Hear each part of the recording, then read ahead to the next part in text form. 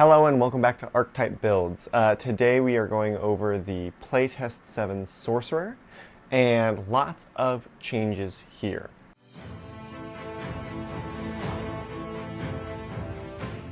The Sorcerer entry is a little bit shorter in the playtest document, but I do think it packs a lot of punch for the text that they've put down.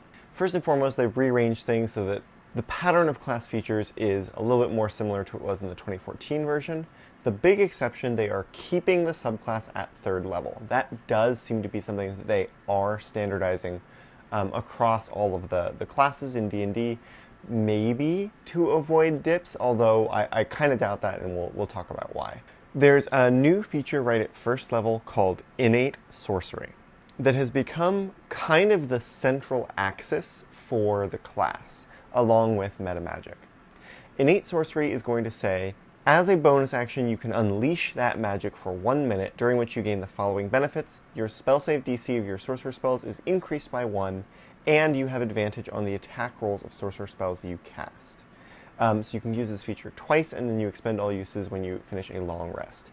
Now, that twice number is kind of interesting to me because of the obvious comparison that actually Jeremy Crawford made in his video. Almost like a arcane rage. Right, so this is kind of like a magical rage. This is the barbarian of the caster classes. So you can now kind of go into your like temporary phase of being way more powerful and doing a lot more damage. But you are only going to get 2 uses, the same way the barbarian starts with 2 rages, and it does not scale. So that's kind of interesting to me. Now, obviously a +1 to a spell save DC is going to increase the chance of the enemy failing by 5%, unless they were already guaranteed to fail. But advantage on attack rolls is going to be on average a +5 to that attack roll, which is 25% chance of hitting. So that seems much, much, much better, right? If you have especially something like Scorching Ray, where as an action you're making 3 attack rolls, each of those is at advantage, significantly increasing the power of something like Scorching Ray. Or even Eldritch Blast, if you can pick up that cantrip through some means. The thing that the spell save DC is helping with is a lot of your area of effect spells are saving throws, right? So you think about your fireballs, your flame strikes, your cone of colds, your whatever. Those are all saving throw based abilities and don't have a limit on the number of targets they can hit other than like how many can fit in a space. So that 5% adds up real fast when you are doing a hypnotic pattern or doing a fireball. The result is this class is sort of like the least angled towards enchantment or any kind of single target control spells. That's not what this sorcery, innate sorcery is like designed to help with, which I don't think is a bad thing. I think Bard is much more oriented in that direction. I think Wizard, to a certain extent, is going to also be able to pick that up. But remember, a +1 is a +1. If it really matters, if that single target is important enough, having a +1 to your spell saving DC, better than not having it. Font of Magic is now going to encapsulate the flexible spellcasting features, which include converting spell slots to sorcery points and converting sorcery points into spell slots. The spell slots to sorcery points no longer requires a bonus action. You can just do this. This makes it much, much cleaner to, for instance, convert some 1st level spell slots into sorcery points, and then bonus action to turn those sorcery points into a 3rd level spell slot, and then as an action unleash that 3rd level spell. That can all happen on the same turn, which really brings to life that vision of flexible casting. I think makes it a little bit less complicated for players. I think that is a great change, and keeping that bonus action for turning sorcery points into spell slots I do think is important to maintain the balance of this class. You are getting more Metamagic options. So Metamagic is going to give you 2 options at this level, which is normal, but at 10th and 17th level, you're getting an extra Metamagic option. There aren't that many more Metamagics, so you will have a large percentage of the Metamagic options by the time you reach a high level. Then you're getting your subclass at 3rd level, as I mentioned. At 5th level, you're getting Sorcerer's Restoration, which gives you sorcery points back when you roll initiative and don't have any.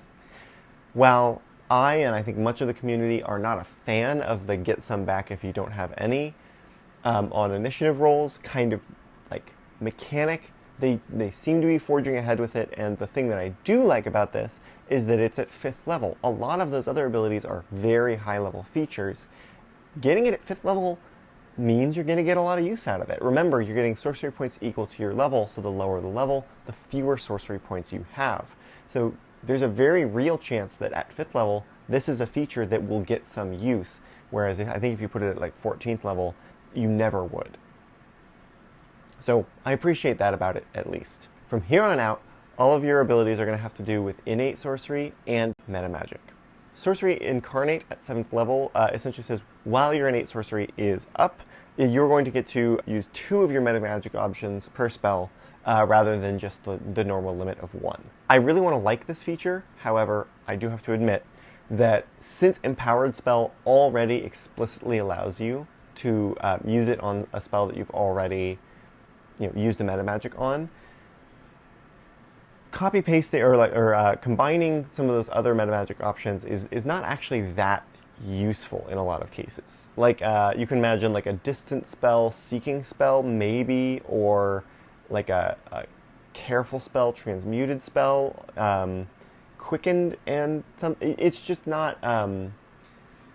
There are many more cases for each metamagic than there are for each combination of metamagics. So what you essentially have to bank on is, at 10th level, getting those 2 extra metamagic options, having a wider variety of metamagics at your disposal, and then hoping that probabilistically scenarios come up where it's actually useful to do this. But it's sort of hard to see at the outset. And then you do have to wait all the way till 20th level for your next base sorcerer class. That's a 13 level spread between base sorcerer features. You're getting metamagics in the meantime, you're getting subclass features and ability score increases and spell level increases.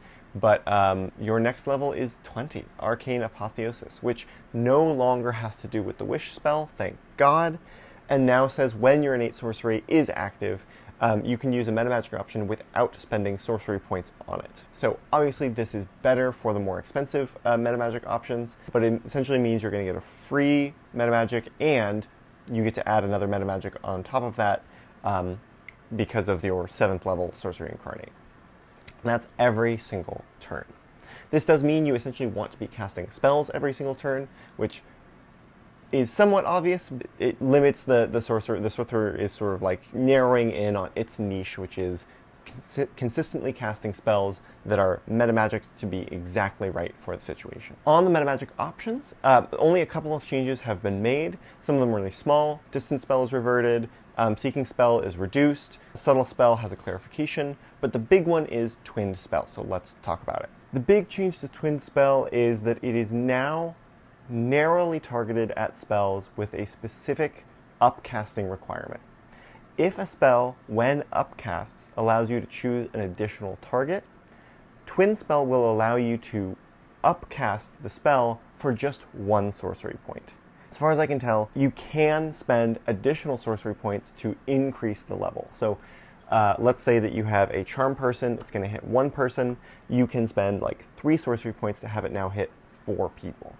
Is pretty good, right? Like an additional spell level, it's true, like if you're converting sorcery points into a spell slot, it's an additional sorcery point per spell slot, right? So, I think a first level spell is 2 sorcery points and then a second level is 3. So it is similarly budgeted to that, but the ability to do that kind of like on demand, especially with without that bonus action to convert, and those spells in particular, can be very, very powerful. I mean, that's the most powerful type of upcasting that you can get in a spell. So love that for twin spell. I think it's doing very well. I think I said on my reaction video that it should be like 2 or 3 sorcery points. I think looking back on it, thinking about it, really meditating on it, I do think 1 can work. I do think this is one of the stronger metamagic options that are available, especially depending on, they said that more spells would have upcasting components to them,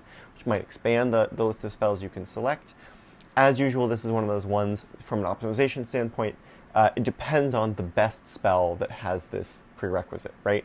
Because it will be as powerful as that best spell. But I think it's quite good. Be interested to see how it works in playtesting. I don't know why I am so bored by the Draconic Sorcerer now. We talked about it in Playtest 5. There are very few changes made. Screen shows you changes. Dragon Wings are always on now. And then Draconic Presence has a bunch of changes. Bonus action, doesn't require concentration. It looks good.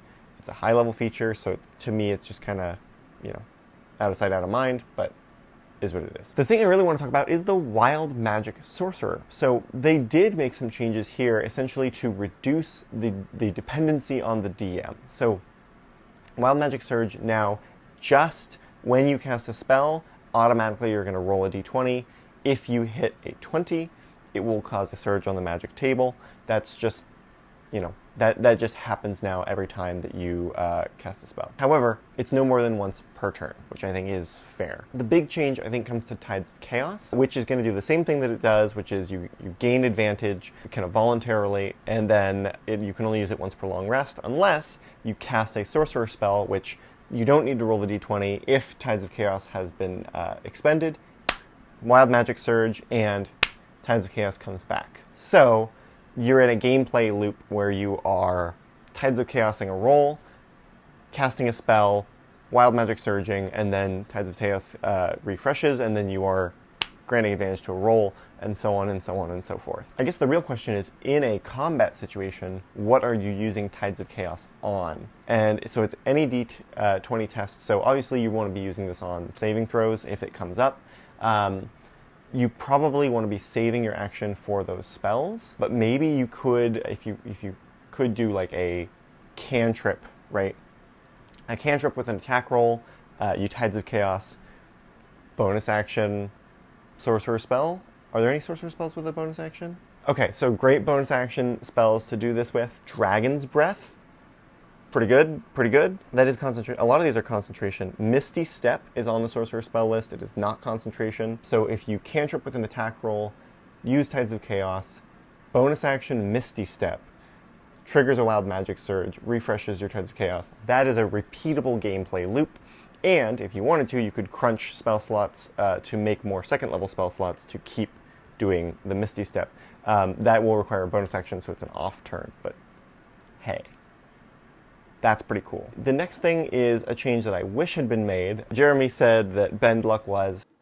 Bend Luck is now a D6 instead of a D4. And in fact it is still a D4. This is always... I just feel like this is such a non sequitur ability for the Wild Magic Sorcerer. I get what they're saying here. Yeah, wouldn't it be more fun if it allowed Tides of Chaos to work for other people's rolls? Right? Like they make a saving throw and Bend Luck allows you to use Tides of Chaos on it and that refreshes your... as a reaction, right? I think that would have been nice. And then we do get Controlled Chaos as usual, and then Wild Bombardment is completely different. So this is nothing like the version in 2014. Let's read what it says. After you cast a Sorcerer spell with a spell slot, you can create effect of your choice from the Wild Magic Surge table, provided the effect casts a spell or restores all of your expended sorcery points. So that's going to cut down a lot of the Wild Magic options to just spells and refreshing your sorcery points, but you get to choose when you cast a Sorcerer spell. You get to do this only once every 1d4 long rests. So potentially this is like multiple days are going by between your Wild Bombardments. I have a feeling that very often you're going to want to refresh your sorcery points and just get more sorcery points to create more spell slots. It's like a very good option, but you might choose to, run into the middle of bad guys and cast Fireball centered on yourself, or, some other crazy ability. So I think this is a very powerful option, and it feels appropriately capstone-y. And then those were all of the sorcerers. They did say to play the Aberrant Mind and the Clockwork Sorcerer as playtest options, which just print them. Just print them, guy. It's okay if you don't make any changes. You're at least going to have to change when the subclass happens, and you can put a little design note. Just add 3 more pages to the PDF so that we can playtest those classes. No one's going to do it. But anyway, so it's a short entry on the list, Sorcerer, but radically changing the central gameplay mechanics of the Sorcerers. Very blastery, very area of effect focused. I think that there's a lot of potential with this Sorcerer. I like the identity that it brings on to the class, I'm excited to playtest it.